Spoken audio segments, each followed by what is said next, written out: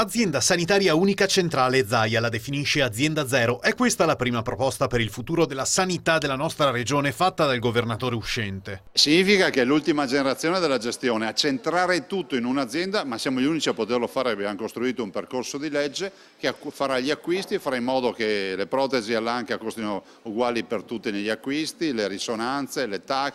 Insomma una unica realtà, un'unica azienda che si occuperà di tutto questo. Quindi nei territori invece avremo i servizi.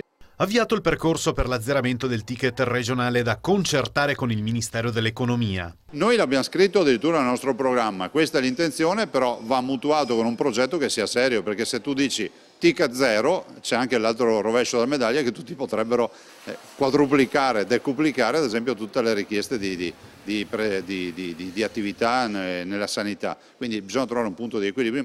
Zaia annuncia il centro prenotazioni centralizzato. Il cittadino, dice il presidente uscente, va messo nelle condizioni di sapere dove può fare subito un esame. Le prenotazioni e il ritiro dei referti inoltre saranno possibili anche in farmacia. Diamo modo al cittadino, che so deve farsi una risonanza, di sapere i tempi di attesa, ma in tutto il Veneto, perché qualcuno potrebbe decidere se ha un'urgenza o vuole togliersi un dubbio di farlo velocemente, magari uscendo dalla sua USL di appartenenza.